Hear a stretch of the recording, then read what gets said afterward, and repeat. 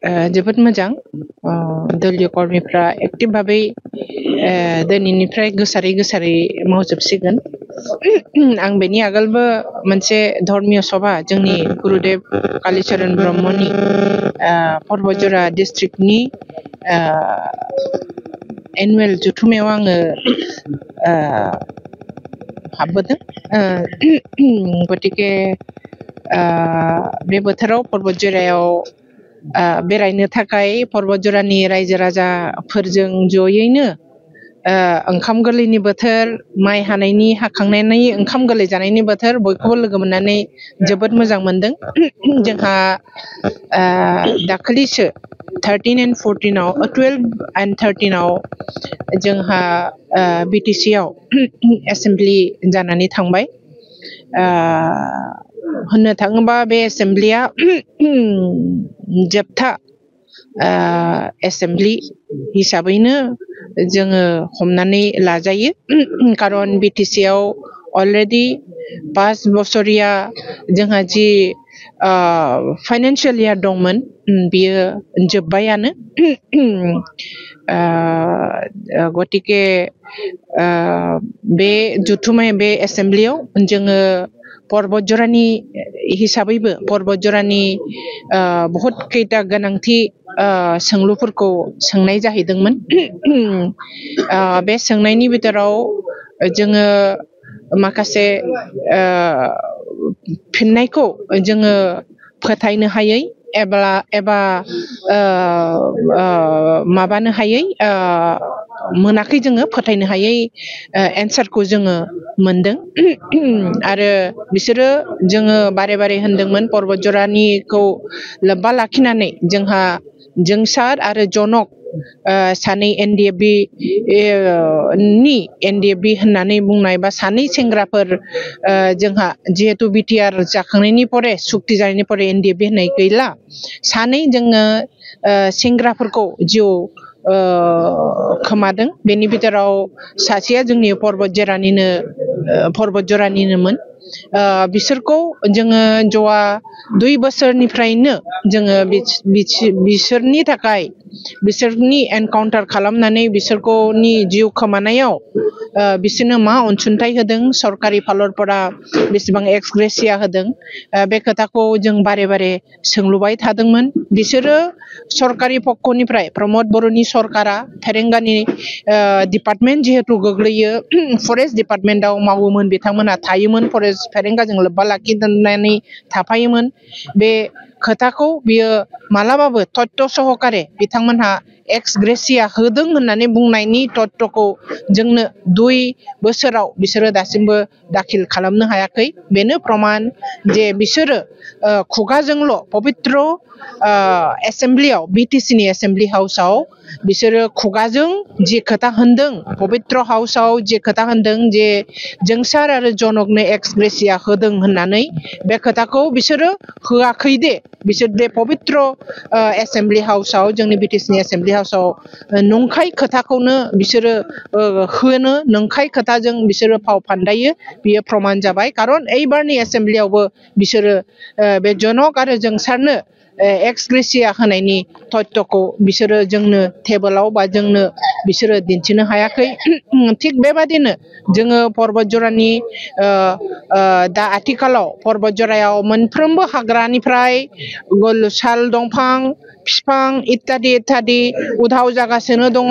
पर्वतजरानि रेन्जार office protector रेन्जार office DFO अफिसनिफ्राय दंफाङा बिना अक्सन सरकारि भाबै अक्सन खालामालासेनो फेरेंगा बसुमतारिया फरेस्टनि EM जानानै बिथाङा गावनि पेदाव गावनि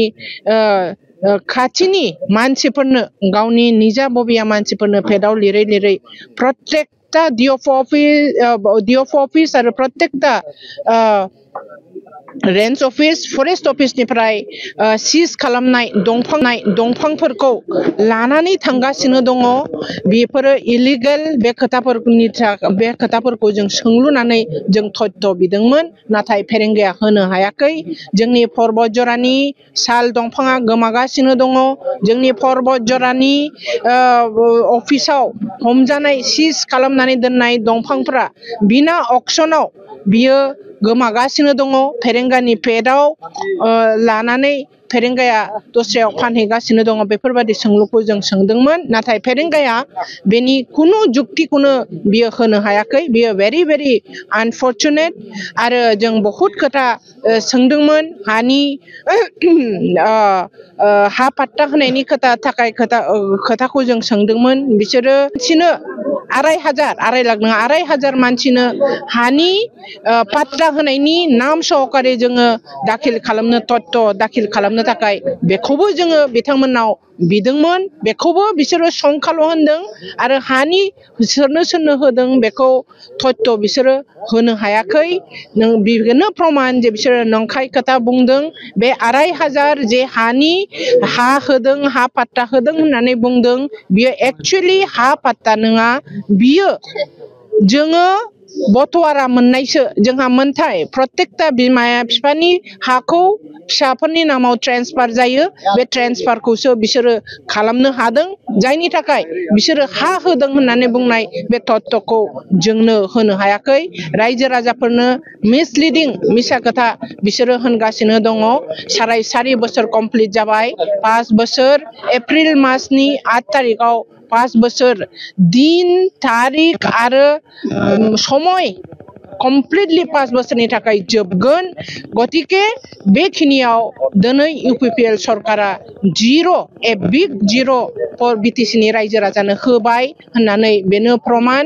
आरो दिनैनि दिनाव बिसोरो अरुणोदयनि थाखाय अरुणोदयनि खोथाखौ लानानै बिसोरो पलिटिक्स खालामगासिनो दङ UPPL आव थायोब्ला BJP आव थायोब्लासो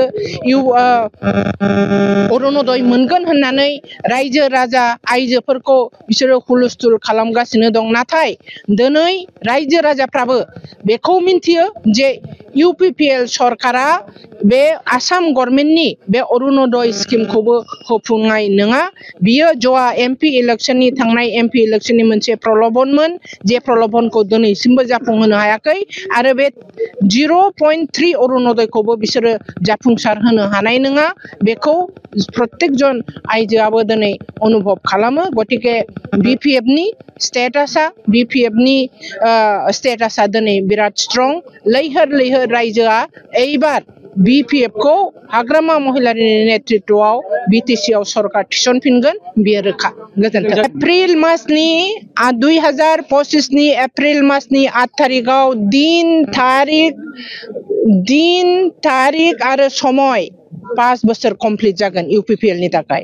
बेखिनियाव बिसोरो 5 बोसोराव कमप्लिटली फेलियर